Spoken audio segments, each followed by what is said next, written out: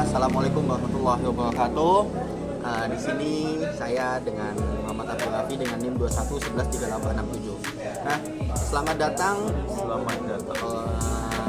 Hari ini kita punya tamu spesial nih yang akan berbagi kisah inspirasi. Dia adalah seorang mahasiswa, atlet boxing dan juga konten kreator.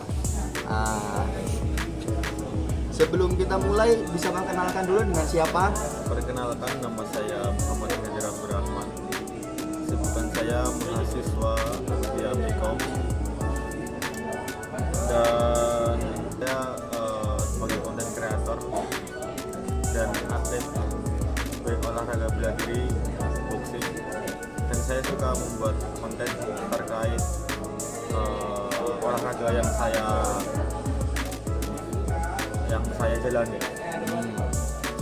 Nah, kita tahu kan sebagai mahasiswa tuh emang kurang menantang ya.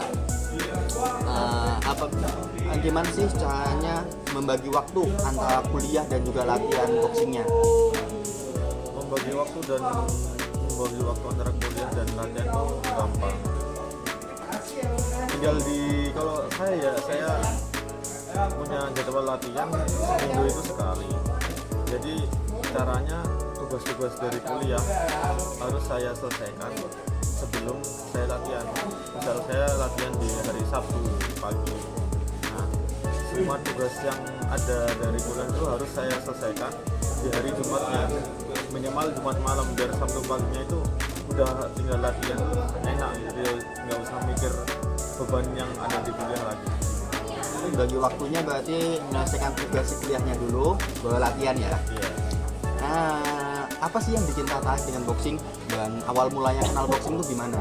Yang bikin tertarik saya sama boxing itu kayak ya gara-gara saya nonton film-film, nonton olahraga yang seperti itu, dan saya tuh waktu lihat tuh kayak rasanya tuh pengen nyoba gitu loh, karena memang dasarnya suka sama olahraga dan itu termasuk olahraga yang membuat adrenalin semakin tinggi. Jadi kayak saya suka tantangan. Oh, emang suka tantangannya ya mas. Ini kan juga selain jadi mahasiswa, jadi atlet juga, seorang konten kreator ya. Apa sih yang menginspirasi untuk membuat konten dan konten jenis apa yang dibuat? Kalau yang menginspirasi untuk membuat konten tentunya tidak munafik. Yang pertama, saya ingin punya uang. Nah, saya itu berharap dari konten itu saya bisa terkenal, dan kalau udah terkenal itu kan mau buat bisnis, mau buat endorse itu kan gampang. Itu kan gampang. Jadi kayak kalau kita udah terkenal tuh kita mau punya bisnis, mau punya apa kan mempromosikannya gampang.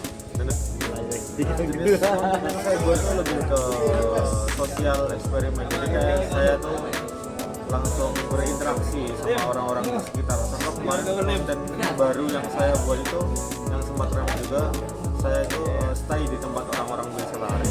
Terus saya pakai papan tulis dan ada tulisannya fun sparring, dimana ini tuh ngajak orang yang lewat buat sparring sama saya. Awalnya emang dikit orang yang mau, tapi setelah postingannya rame dan banyak yang lihat, banyak orang yang ngasih komen positif, mereka ingin ikutan karena banyak dari mereka juga tuh yang pengen nyoba, cuma mereka nggak tahu wadahnya di mana. Nah, untuk terakhir nih, pertanyaan terakhir nih, ada pesan nggak ya untuk penonton supaya motivasi lah untuk mengejar ini impiannya? Pesan untuk penonton yang mau mengejar impiannya, kalian tuh harus percaya proses. Kebanyakan tuh orang-orang pada baru mulai sekarang pengen langsung bisa gitu, pengen langsung berhasil.